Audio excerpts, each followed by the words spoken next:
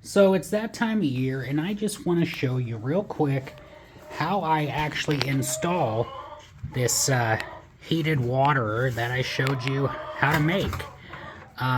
So this is actually a DeWalt bucket on an upside down Home Depot bucket, and as you can see, it's a perfect fit. So then I took some paracord, tied them together.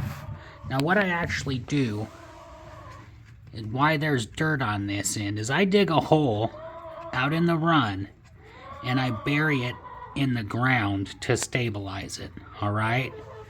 So let's go do that.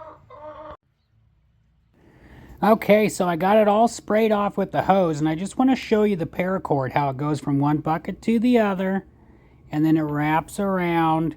And I just took the handles off and used the handle holes, okay?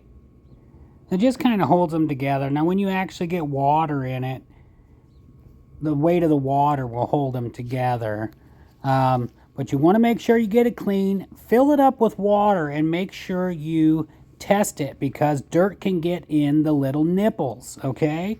So you want to go around, you want to peck them, and you want to make sure that not only that they're dripping, but when you let go, it stops dripping. So go around, check all 4 of them, or how many you have on your bucket, and just make sure, because little pieces of dirt can get caught in there, and it'll make it so it drips all the time. That little valve in there won't close all the way.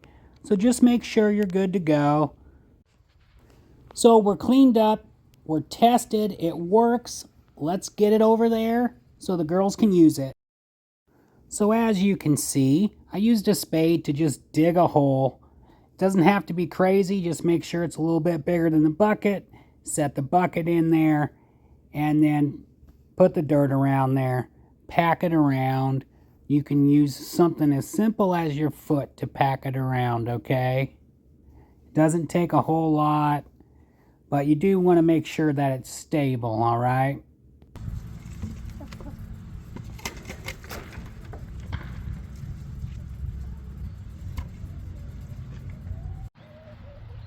Got the dirt all spread out, packed her down a little bit. We should be good to go, okay? Now we need to install the heater, okay? So we're just going to drop the heater in there, and we're going to find a spot in our fence where it fits. Nope, nope, no, nope, still not going to fit. Okay, plan B.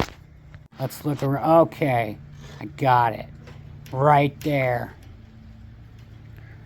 We'll snake that puppy through there, and I'm going to bend that up a little bit, bend that fence tong up, and that'll just hold it in place. I'm not trying to clamp it down, I just trying to hold it. So there it is. We're through the fence, we're in the bucket. Now I need to rob the power off of my summertime air bubbler. Okay, so I'm going to rob the power off of my waterer. So if you haven't seen that, I made a short on how to make fresh water all the time. But obviously it needs to be summer, because you can't make fresh water when there's ice. So we need to disconnect this puppy.